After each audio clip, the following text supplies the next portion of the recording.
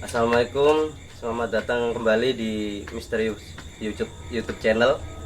Kita sekarang ada di segmen baru ya, segmen tentang kisah misteri. Ah, Sekarang kita ada narasumber, yaitu ayah saya sendiri yang akan berbagi pengalaman misterinya yang sangat luar biasa. Yaitu ketika ayah saya mengantarkan paman untuk menjenguk keponakan yang sedang sakit di desa tetangga. Oke, nggak usah lama-lama lagi, kita bisa simak ceritanya langsung dari beliau. Jadi gimana ya ceritanya? Oh ya, sebelumnya perkenalkan saya Bapak Muhammad Iwan Fauzi. Saya mempunyai kisah yang tak terlupakan, yaitu kisah mistis yang saya alami. Kejadiannya kira-kira 15 tahun yang lalu. Pada saat itu anak saya yang tertua ini masih kira-kira duduk di kelas 2 SMP. Kisahnya seperti demikian. 15 tahun yang lalu itu saya di malam hari, kira-kira kalau jamnya itu jam 20.45 atau menjelang jam 9 malam ya. Berarti ini kisah 15 tahun yang lalu ya? Iya, kisah Jadi, 15 tahun yang aku lalu. belum pernah denger ya, baru pertama kali ya. Baru sampai pertama cerita. kali ini. Jadi ayah utarakan ini baru pertama kali. Jadi seperti ini kisahnya. Pada saat 15 tahun yang lalu itu di rumah ya, telepon berdering. Setelah diangkat sama ibumu ya, disampaikan ke ayah teleponnya itu. Ayah bilang, teleponnya dari mana Bu? Ini kan sudah malam kok ada telepon ini. Oh ya ya. Kira-kira jam berapa itu, Mas? Malamnya kira-kira jam 9.45 menjelang jam 10 malam. Jadi ada telepon, isinya itu ada keponakan, yaitu adiknya ibumu ya, yang istrinya kepala desa di desa sebelah itu. Tiba-tiba setelah maghrib itu dia menangis itu seperti ketakutan. Setelah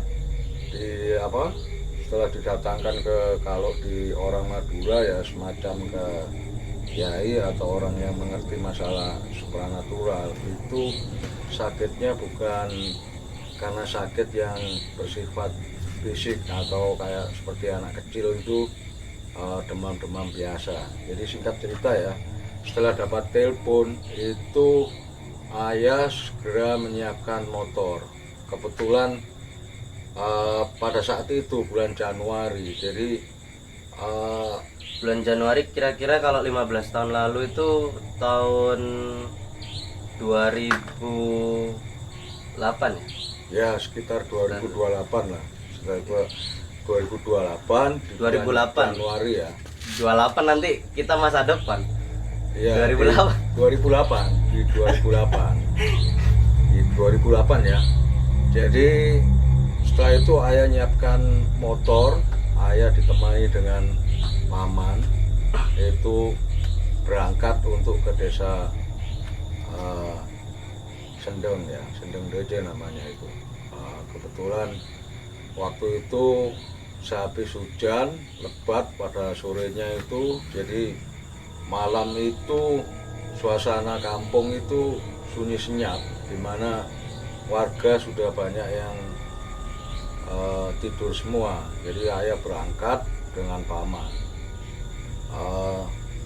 Setelah berangkat kira-kira perjalanan 5 menit, tibalah ayah itu di pertigaan desa ya, setelah desa kita, desa Banyuaju, ada desa Kebun.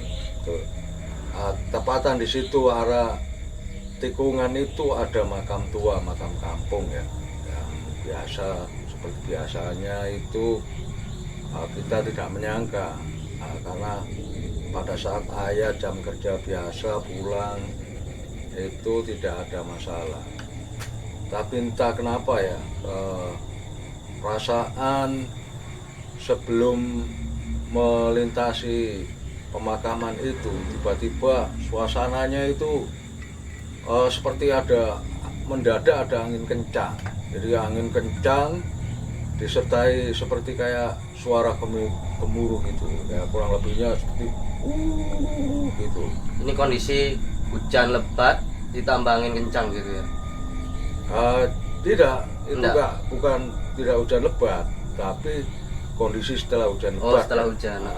Jadi Tiba-tiba ada angin kencang gitu. ada angin kencang. Waktu itu paman yang ayah bonceng di belakang tuh bilang, "Dek, ini kok perasaanku nggak enak ya. Motor kita ini kayaknya kok nggak jalan."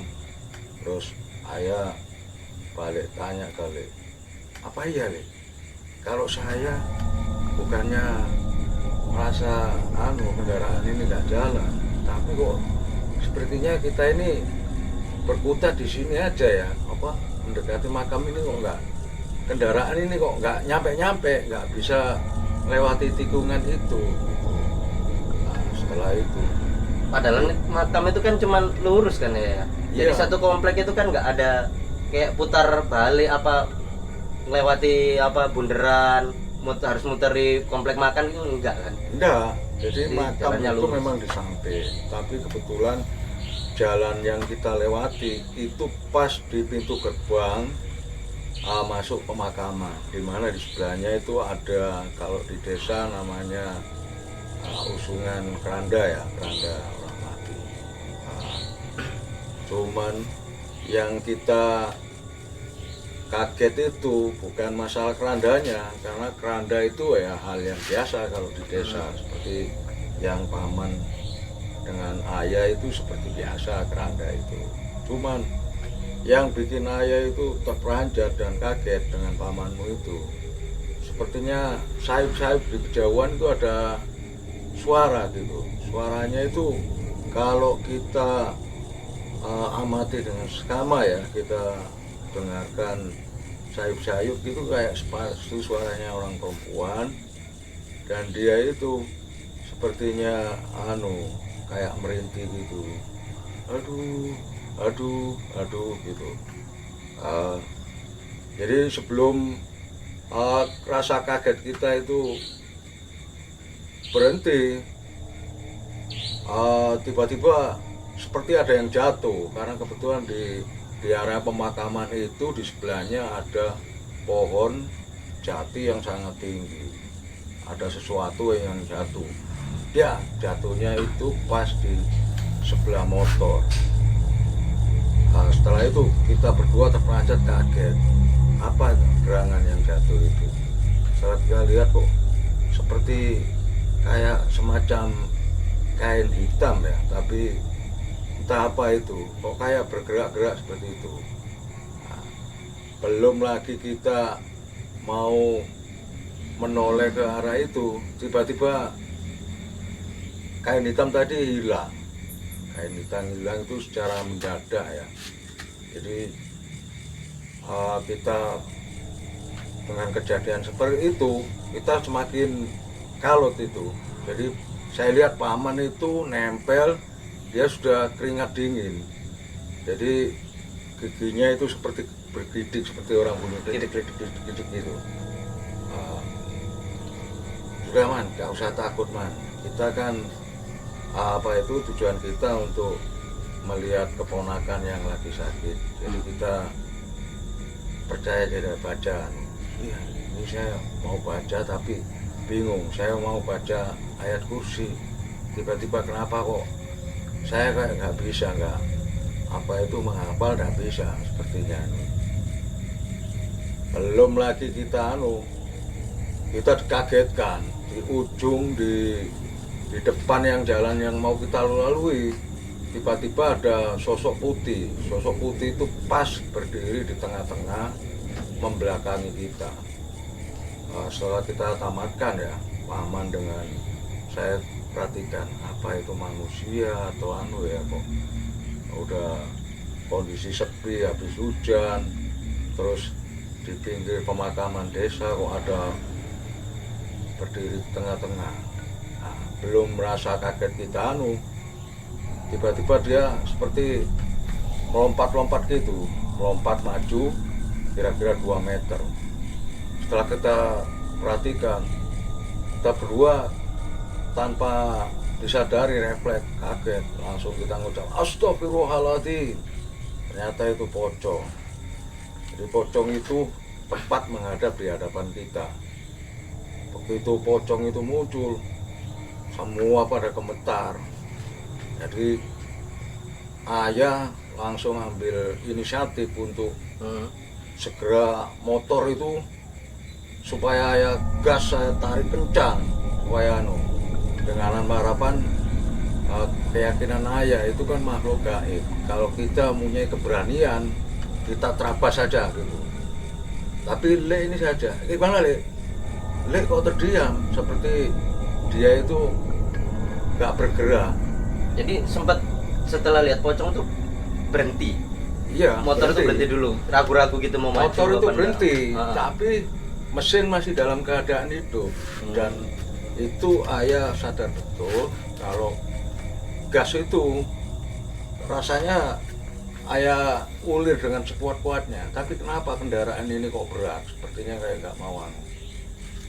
Setelah itu sayup-sayup sosok pocong itu mengeluarkan suara,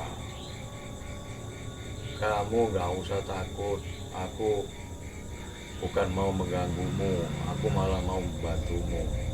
Nah itu ayah yang terheran-heran. Setelah itu ayah baca surat ayat kursi selesai 3 kali, ternyata bayangan pocongan itu hilang. Nah, setelah hilang, tiba-tiba kendaraan ini secara entah gak sengaja langsung jalannya bisa lancar cepat. Nah, kita jalan sudah lempat, kita alhamdulillah sudah melewati makam itu. Setelah makam itu kira-kira kita belok menuju ke arah desa yang mau dituju di Sindeng Rejo itu, kira-kira jarak 500 meter. Kita dikagetkan lagi, ternyata di belakang itu pocong yang kelihatan tadi itu melayang. Jadi dia itu seperti mengawal kita gitu, yang itu dia melayang, bukan lompat-lompat tapi melayang seperti besar gitu kan. Jadi pocongnya jadi besar gitu, terbang terus jadi Iya, besar. terbang jadi besar gitu pocongnya itu di belakang. Ayah lihat dari spion. Ayah lihat dari spion itu. Jadi eranya pamanmu itu entah dia pingsan atau dia kena sirep, dia seperti tertidur tapi tangannya tetap dalam posisi meluk ayah. Jadi badannya seperti kaku dingin gitu. Jadi dengan lihat kondisi pamanmu seperti itu, sementara perjalanan masih jauh karena kita melewati lokasi desa yang sepi, yang dimana pemukiman penduduk itu lokasinya jauh-jauh. Kita melewati pohon-pohon desa ya, banyak pohon-pohon, kiri kanan kita itu banyak terdapat pohon-pohon seperti pohon mangga besar, pohon nangka, terus pohon-pohon yang rimbun itu semacam kayak pohon akasia itu. Jadi jalan yang dilalui ayah ini memang benar-benar rumah penduduk itu sepi masih aneh. Iya, masih Jadi sepi. jarak berapa ratus baru berapa meter itu ada rumah gitu ya. Nah, Terus seperti itu. Kebun kayak hutan-hutan jati gitu ya. Ya, seperti itu kebun itu ya. Jadi dengan sesekali ayah melihat bayangan pocong itu tetap ada, tapi dia memang jaraknya nggak menempel dekat itu ya. Kita jaraknya sekitar 10 meter. Sampai kita melewati desa yang berikutnya, karena ke arah Jukong ini kan kita melewati ada 5 desa. Desa berikutnya itu ada desa ada ini desa Kebun Deje itu ya. Jadi setelah situ tiba-tiba ayah melihat lagi menoleh ke spion, oh kok ternyata pocongnya tadi sudah hilang, nggak ada. Wes akhirnya setelah anehnya dengan pocong itu nggak ada, pamanmu terus tersadar dari kena sirupnya tadi itu, bilang dia bising ayah sampai kita naik motor itu dia bilang, dek sampai tadi nggak tahu kita diikuti pocong. Oh, saya itu malah heran, saya itu tadi nanya ke Le, kenapa Le, saya tanya kok diem aja membeku seperti anu. Saya sampai takut noleh ke samping, takutnya Le itu nanti berubah jadi pocongnya. Ternyata enggak, Le hanya terdiam, matanya Le tutup rapat, sementara tangannya tetap merangkul pinggang kuat gini. Oh iya, itu aku setelah anu itu aku kaget, kayaknya kok aku seperti orang yang tadi itu nggak tahu, nggak sadar gitu, seperti anu tertidur sejenak. Nah, itu makanya aku heran. Setelah melewati itu ya, singkat cerita kita udah lega karena pocong itu ternyata tidak mengikuti perjalanan kita sampai ke tujuan. Akhirnya selang kira-kira waktu setengah jam kita nyampe di tempat dusun Sendang Rejo ya, itu di apa itu di Pendopo Klepun, di tempat ini tantemu. Jadi ternyata anaknya yang tadi itu katanya sakit mendadak seperti orang apa itu ketakutan gitu, dan matanya itu selalu melihat ke atas sambil melilit gitu, kalau orang Jawa bilang melilit atau matanya kelihatan putihnya aja itu. Apa itu di situ sudah ada ya orang semacam kiai atau orang pintar, katanya dia sudah berusaha untuk menyembuhkan. Tapi ceritanya dari Pak Yainya tadi ini, anak ini tadi bermain di apa itu kebun jagung sebelah, di mana di kebun jagung itu kan ada makam keluarga, makam tua dari leluhurnya orang ya kalau orang Madura bilang itu kayak bujunya orang situ, gitu. Jadi kalau orang Madura itu yang makamnya itu memang nggak jauh-jauh dari rumah gitu ya.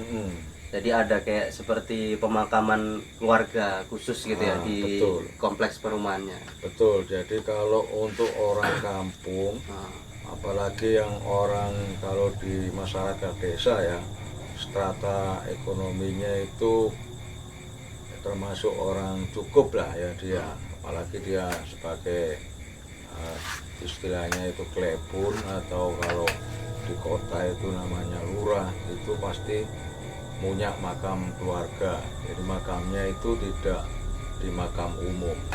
Kebetulan dia tadi makam main di kebun jagung yang ada makam keluarga.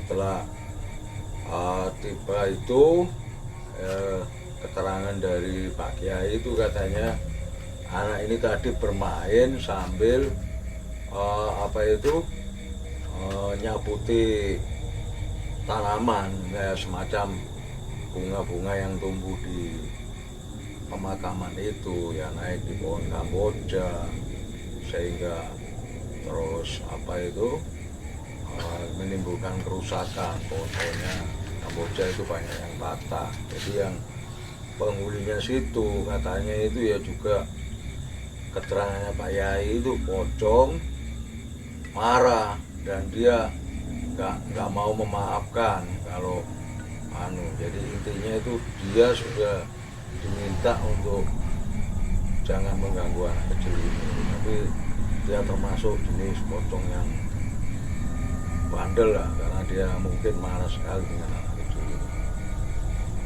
Akhirnya setelah dilakukan kita ngumpul ya, bacakan doa bersama. Kejadiannya itu kan semakin malam ya, kira-kira jam 11:30.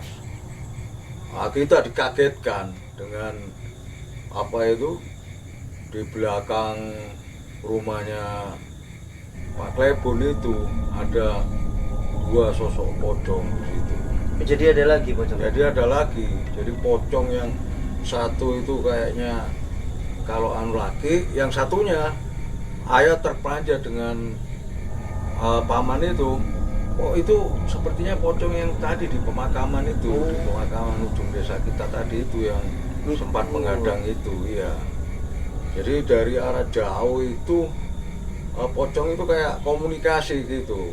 Jadi kayak komunikasi, tapi kita nggak tahu apa yang di anu itu, kita nggak tahu. Jadi pocong laki sama pocong perempuan itu kayak semacam ada dialog gitu ya. Jadi bahasanya entah nggak jelas, sayup-sayup, intinya anu tiba-tiba Pak Yai itu konsentrasi sejenak ya sambil berdoa dia Pak Yai itu, nggak tahu apa yang dibaca ya. Dia tiba-tiba Pak Yainya gemetaran, kaget dia bilang astagfirullahaladzim, astagfirullahaladzim, astagfirullahaladzim, itu sama 7 kali. Terus dia bacakan ayat kursi, dia bacakan untuk surat apa itu Yasin juga dibacakan, terus dibacakan surat An-Nas juga supaya pocong itu tidak ganggu itu. Nah, cuman anehnya pocong itu katanya kayak ada kontak batin dengan Pak Yainya.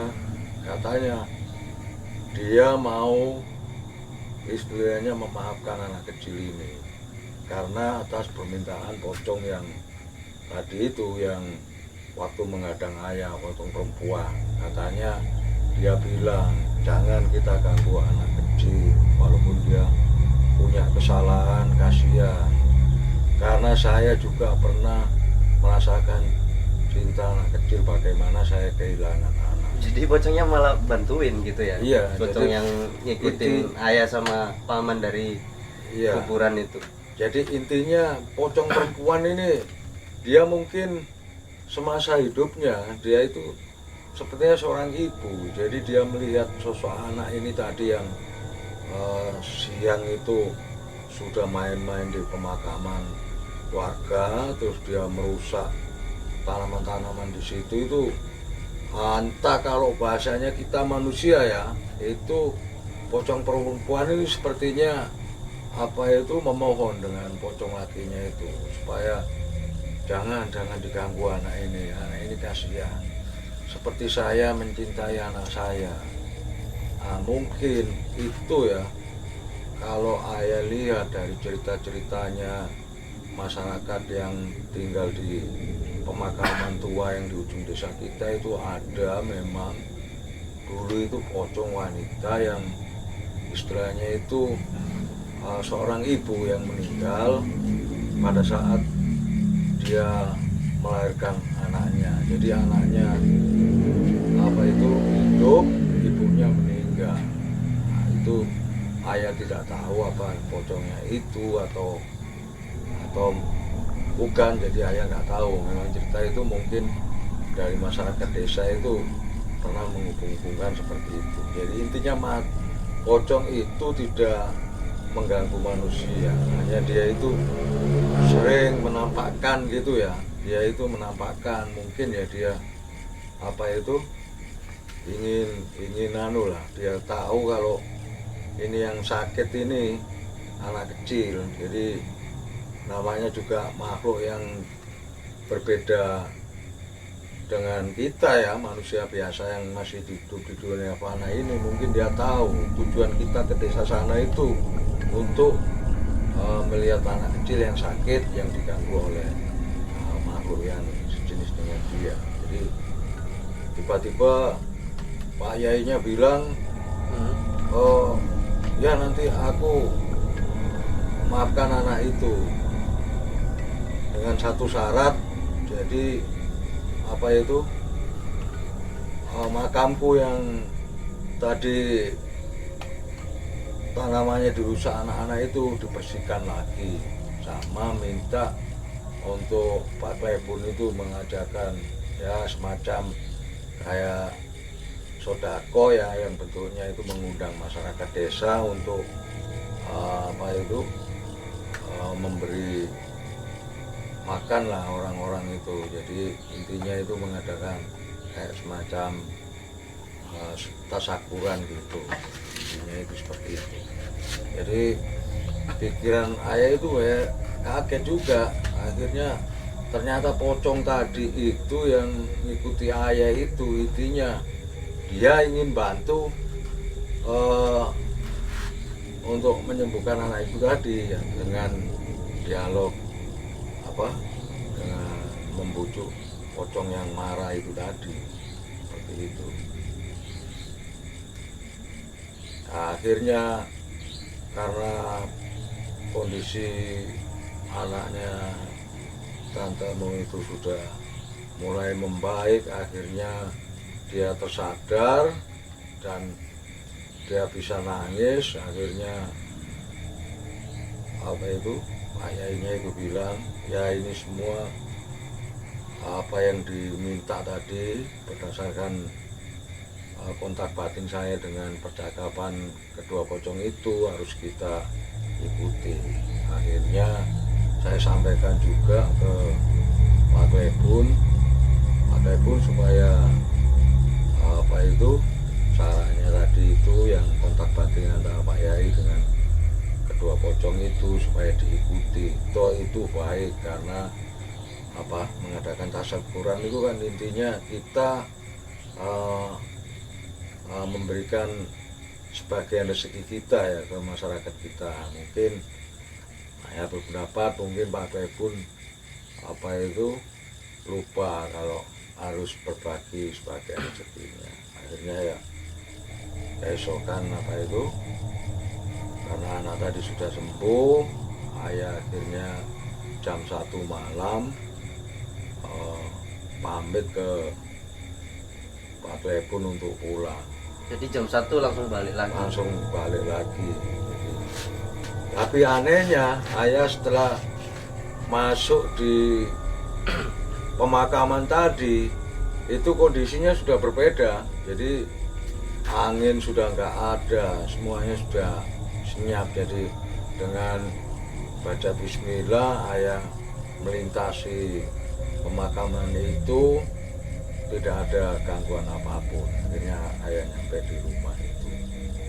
Nah, itu yang bikin ayah ternyata walaupun makhluk halus pun itu juga tidak, kalau kita tidak mengganggu mereka pun yakin tidak akan mengganggu penampakan kita.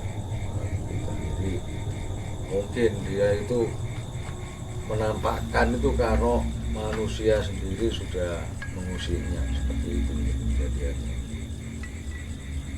Tapi dari Pak Kiainya itu enggak ada usaha untuk diusir atau gimana yang pocong yang sebelumnya? Takutnya kan nanti kejadian yang sama gitu. Apa dia memang sengaja karena ngambil momen si anak kecil ini, si keponakan kita ini lagi usil, mungkin ya namanya anak kecil kan, main-main terus mungkin ya nyabutin tanaman sembarangan, mungkin dia ngambil momennya sih, terus dia minta yang ya sesuai permintaannya kan, takutnya kan bisa membelokkan keyakinan seseorang gitu. Itu kebetulan Pak Yai itu ayah tanya, katanya pocong itu asal muasalnya siapa. Itu dia itu sebetulnya intinya itu bukan pocong yang berasal dari makam keluarga. Oh, jadi bukan pocong itu keluarga. Ada sebelum makam keluarga itu ada. Jadi memang dia itu kalau menurut pengakuan pocong yang berdasarkan interaktifnya itu, dia memang tempatnya di situ, memang di kebun itu yang dulunya itu ada sebelum jadi ada makam keluarga dan pohon jambu. Di situ tuh ada pohon asam besar yang katanya dia itu pohon itu sudah ada mulai dari dulu, dari nenek moyang dia. Jadi semasa dulu dia sebelum ada apa itu desa di situ, jadi Pak Klebun itu sebelum menempati itu dari abahnya dia itu sudah menempati di situ. Jadi intinya itu dia nggak akan mengganggu lagi selama apa itu anak-anak itu kalau main itu ya harusnya kalau pengakuannya ya permisi atau mendoakan dia juga gitu, supaya istilahnya itu saya pengakuannya mungkin dia juga butuh dukungan dari kita makhluk yang masih hidup ini. Jadi mungkin dia perlu dibantu doa juga supaya dia tidak bisa tenang gitu, tidak menampakkan ke manusia lagi. Jadi dia sudah berjanji sama Pak Yai karena permintaannya dari pocong perempuan ini jangan mengganggu anak kecil lagi, karena anak kecil itu kasihan. Dia berbuat seperti itu dia tidak mengerti kalau itu tempat bersemayamnya pocong itu. Jadi yang ditahu anak kecil itu kan karena kebun jagung itu kan milik abahnya, jadi dia bertindak seperti itu, dia nggak tahu, dia itu nggak sengaja untuk merusak itu. Jadi dia naik pohon kamboja ngambil bunganya itu. Intinya itu ya kalau anak kecil harus dimaklumi karena dia nggak ada niatan untuk merusak. Mungkin aja di situ juga bisa aja ya ada mungkin makam yang lebih dulu, terus si pocong yang ganggu keponakan kita ini mungkin korinnya ya dari orang yang dimakamkan sebelum di ya mungkin bisa seperti itu. itu karena intinya kan kalau keyakinan dari kita itu kan kalau seseorang atau leluhur-leluhur kita meninggal itu kan pada intinya kalau sudah meninggal ya meninggal, nggak mungkin dia akan berubah jadi makhluk lain untuk istilahnya menampakkan diri sehingga membuat takut kita. Tapi kalau keyakinan itu jadi makhluk halus yang ada seperti pocong atau yang lainnya ya, apa itu kan dari jin korin ya, jadi ya, jin yang menyertai manusia pada saat itu. Jadi jin itu bisa menyerupai orang yang dulu pernah hidup dan sudah meninggal. Jadi pada hakikatnya ya kalau untuk seperti pocong tadi itu ya bukan dari istilahnya penampakan dari makam keluarga tadi itu, tapi kemungkinan ya seperti jin korin itu. Tapi ya alhamdulillah jin korin itu juga masih mau mendengar dengan jin korin yang sempat mengadang ayah dengan bapak tadi itu. Itu pengalaman yang menakutkan dan dialami sendiri ayah dan karena Pak Manu sendiri dulu waktu di desa juga pernah cerita-cerita seperti menakutkan itu, tapi tidak mengalami sendiri, jadi tidak langsung menampakkan di hadapan Pak Manu. Makanya dia tidak kuat atau disirep, dia langsung katanya tidur itu. Tapi kalau pendapat ayah Pak Manu itu ya sempat pingsan karena dia nggak kuat, kaget melihat pocong tiba-tiba menghadang di depan jalan. Setelah menghilang kok tiba-tiba muncul melayang mengikuti perjalanan kita itu. Jadi akhirnya Pak Manu pingsan itu. Oh iya. Sing waktu perjalanan dari setelah melewati makam di ujung desa kita itu sampai ke rumahnya keponakan kita itu ada nggak orang lain yang lihat? Di jalan itu ada nggak yang berpapasan kendaraan lain? Kalau setelah jalan sebelum masuk desa Pak Klebun itu di desa Labeng itu ya ada masyarakat desa yang belum tidur itu ada. Waktu di perempatan itu kan ada semacam pos ronda desa itu ada orang yang duduk. Nah, pada saat itu pocong itu masih ngikuti ayah, tapi herannya orang itu katanya bilang, loh bapak naik motor kok kayak robot gitu, kayak jadi Berat apa gitu, itu berat motornya. gitu, iya. Tapi orang yang di terus orang kita tuh nggak lihat gitu. iya, jadi dia nggak lihat pocong tadi yang ngikuti ayah melayang itu, dia nggak lihat, cuman dia juga bilang heran, tuh bapak tadi kok kayaknya naik motor itu bapak kok matanya terpejam gini. Terus orang yang bapak gonceng itu siapa itu, pamannya itu, kok kayaknya kayak orang tidur sambil apa itu meluk sampean rat-rat gitu, dia bilangnya itu. Jadi makanya ayah heran kenapa kok orang lain nggak bisa lihat ya dari pocong tadi. Cuman yang mereka ketahui itu ayah sepertinya naik motor itu dalam keadaan seperti orang nggak sadar, seperti orang dihipnotis itu. Jadi naik motor dengan mata terpejam itu. Oh itu sampean sempat berhenti tadi tempat orang-orang yang lagi nongkrong. Ayah nggak berhenti, tapi ayah mengurangi kecepatannya karena di situ ayah melewati pos. Karena di adat masyarakat dan kita kan harus menjaga etika. Jadi kita waktu melintasi orang desa ya kita permisi kalau nuwun. Jadi laju motor kita kurangi, jadi kita permisi, kita mengucapkan assalamualaikum gitu. Cuman anehnya orang tadi itu katanya dia dari kejauhan jarak kira-kira 400 meter sebelum kita lewat di tepi mereka itu, dia kayak melihat kita itu naik motor itu seperti kayak ini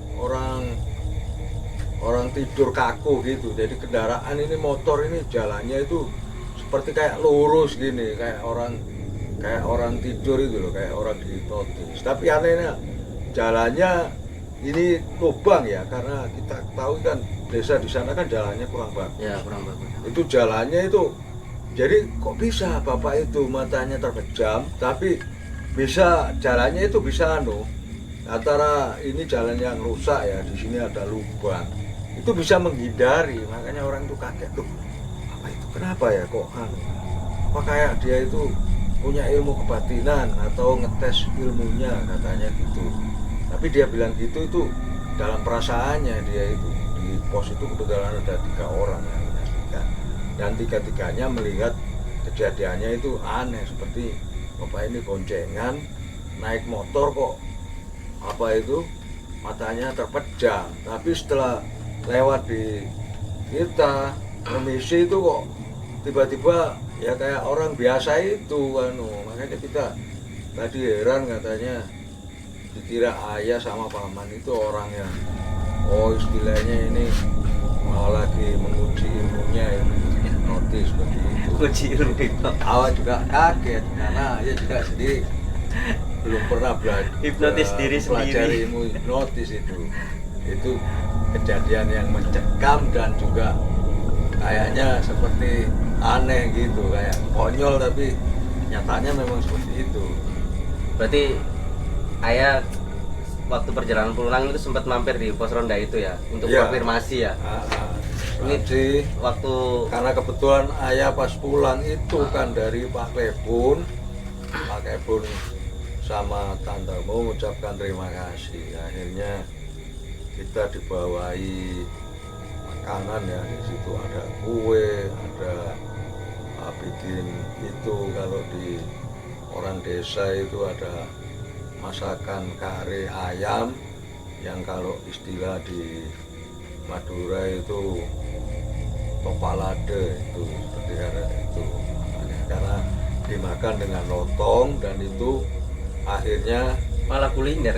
sebagian ayah dan paman itu kasihkan ke orang pos Orang tadi. jadi sambil bagi-bagi makanan lah ya, Bagi terus makanan itu, tanya-tanya. tanya-tanya. Terus Tadi. saya juga kalau nggak tahu, nggak sadar kalau posisi naik motor tadi itu seperti orang terpejam yang menurut apa itu perkiraan mereka itu seperti dihipnotis. Taunya ya setelah balik dari pulang dari tempat Pak Klebun tadi dan sempat mampir ke pos itu, kita ngobrol ya kira-kira ada 15 menit, itu tahu kejadiannya kalau mereka itu melihat kita itu aneh, naik motor dalam kondisi seperti orang dihipnotis. Jadi yang bonceng matanya terpejam, yang dibonceng itu seperti orang tidur dengan merangkul dari belakang gini, ambil tidur, kepalanya ditelungkupkan gini. Tapi kalau ayah sendiri merasa terpejam nggak sih? Kalau ayah merasa seperti nggak terpejam, sepertinya ya kayak biasa, jalan motor kayak biasa gitu. ya. Cuman karena ayah apa itu di belakang itu ada yang mengawal ya, dan yang mengawal itu seorang pocong. Jadi ayah itu sepertinya apa leher ini terkunci, jadi nggak bisa noleh. Jadi walaupun di dalam hati itu ada keinginan untuk memberanikan diri menoleh ke belakang gini, tapi sepertinya kaku, sepertinya dikunci, seperti kunci. Jadi leher ini nggak bisa dibuat noleh kiri atau kanan, hanya mata masih bisa melirik di spion. Nah, di arah spion itu kelihatan jika pocong itu melayang. Jadi melompatnya itu tidak melompat dari tanah ke tanah, tapi dia melayang gini. Jadi naik turun gini. Lompatnya itu di udara. Lompatnya di udara dia. Lompatnya di udara. Nah, kalau bentukan pocongnya itu kayak gimana? Kalau bentuknya pocongnya itu yang perempuan ini yang ngikuti dari kalau perempuannya pemakaman Ujung Desa itu sepintas sosoknya ya sepertinya kayaknya pocongnya orang masih muda gitu ya. Kalau penafsiran ayah ya usianya masih di bawah 30 tahun karena sepintas dari kejauhan itu wajahnya kelihatan dia itu seperti kayak gadis desa gitu ya. Jadi nggak serem ya wajahnya? Wajahnya nggak serem. Wajahnya ya garis-garis kecantikannya orang desa itu masih kelihatan dia. Jadi wajahnya nggak rusak. Terus gitu ya. Apa itu kebetulan kain kafannya itu juga masih belum kusam gitu, seperti kan kafannya itu masih baru. Dan apa itu ikatan pocongnya di kaki dengan di apa itu di pinggang ini masih terikat, pusar masih terikat. Hanya apa itu mukanya ini yang apa itu terbuka, jadi wajahnya seperti gadis yang masih kira-kira usia 30 tahun itu selintas kelihatan dia kalau dia pocong perempuan. Tapi walaupun mukanya nggak rusak, yang namanya pocong ya tetap nyeremin. Ya nyeremin juga, siapa yang nggak pocong juga, itu kan? Kita lihat kuncungnya dengan jalannya dia lompat gini seperti bisa tinggi membesar gini ya, kita takutan, jantung kita ini seperti rasanya mau copot. Hanya mungkin karena sisa-sisa keberanian aja kita, karena kalau kita mau balik pulang ke rumah, satu kita nanti ditunggu-tunggu kerabat sana dengan keluarga Pak Klebun. Yang kedua juga istilahnya kita tanggung, sudah mau balik lagi jauh lagi nanti. Dan waktu itu kita lihat cuacanya mendung, takut nanti hujan. Jadi karena posisinya sudah dekat di desa yang kita mau tuju, jadi kita apa itu nekat, terutama ayah nekat supaya kita melanjutkan perjalanan. Kalau untuk ini ya, sosok pocong yang ada di rumahnya apa keponakan kita itu yang di Sendang Jajah itu, yang pocong laki-laki ini ada seperti apa, Bu? Kalau pocong itu ya waktu yang laki-laki ini, itu pada saat kita semuanya melihat ya, jadi antara Pak Klebun, terus Pak Yai itu, Pak Manu juga, terus orang tuanya Pak Klebun juga itu yang menyaksikan dia waktu. Jadi yang lihat banyak orang. Ya ada 7 orang pada saat itu ya, yang lihat itu ada 7 orang. Benar-benar Pak Yai dengan nampak itu ya dari. Ya dengan kalau di sini, kalau di Jawa itu namanya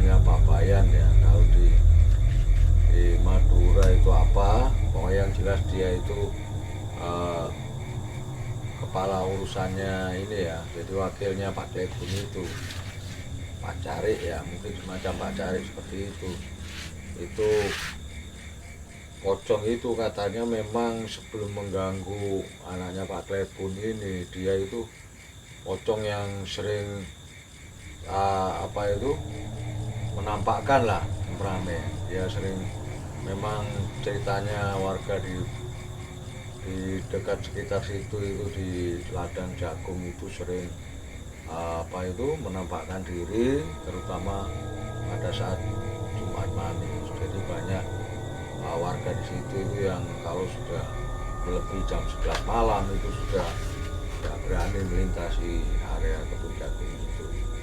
Jadi dia memang pocong yang kemungkinan ya memang rumahnya di situ, penghuninya di situ. Sosoknya sendiri seperti apa yang Sosoknya sendiri itu kalau sepintas lalu dia kalau seperti ya sosoknya orang Madura lah, kalau orang Madura Blater gitu. Jadi dia itu alisnya tebal. Oh, enggak rusak mukanya? Enggak, mukanya enggak rusak, hanya istilahnya itu telinganya itu agak lebar, dan kayak ada kayak ditindik gitu ya. Jadi istilahnya itu kalau orang dulu ya kayak sakera gitu. Jadi dia itu kayak sosok yang istilahnya itu apa itu ditakuti gitu sama orang. Mungkin dia kalau manusia semasa hidupnya dia itu seperti jawara seperti itu, orang Blater istilahnya, kalau orang Madura bilang gitu. Nah itu mungkin dia apa itu ya istilahnya kodam orang Blater dulu, mungkin orang yang meninggal itu dia tokoh orang jagoan di situ seperti itu. Nah, yang masih jadi misteri ini apa ya hubungannya yang pocong perempuan sama pocong laki ini, kok kenapa kok bisa gitu loh? Kok sampai jauh-jauh ngikuti orang sampai ke rumah itu? Kalau itu ya, kalau perkiraan saya sih ya, ini kalau bisa jadi betul atau salah, kalau di dunia perpocongan yang saya sendiri nggak paham. Kalau manusia nggak bisa melihat tempat lain yang berjauhan, tapi kalau untuk pocong karena dia makhluk gaib, itu dia sudah bisa membaca hati kita, tujuan kita mau kemana itu mungkin dia tahu. Jadi makanya karena dia itu tadi itu waktu kita melintas dia bilang, kamu lanjutkan perjalananmu aja, nggak usah takut, aku nggak mungkin mencelakai kamu, aku justru ingin membantumu. Itu ya tadi, karena mungkin dia bisa melihat ke tempat lain yang jauh bahwa ada anak kecil yang membutuhkan bantuan, makanya dia mengikuti kita itu. Dan dia mungkin dari apa itu tadi baiknya wanita yang meninggal itu dia, jadi mungkin dia dulunya semasa hidupnya itu mau punya anak, tidak kesampaian meninggal. Jadi belum sampai dia lahir, anaknya selamat, ibunya meninggal. Jadi dia merindukan sosok anak seperti itu. Mungkin kalau perkiraan saya sebagai manusia seperti itu. Jadi makhluk gaib pun juga istilahnya itu punya rasa iba lah kalau melihat anak kecil itu, seperti itu.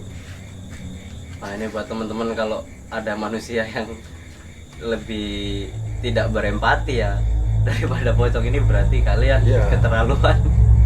Akhlaknya di bawah setan. Setan aja yang manusia takuti itu masih punya rasa empati, masa kita manusia sendiri aja kalah sama apa itu kehidupan pocong itu seperti itu.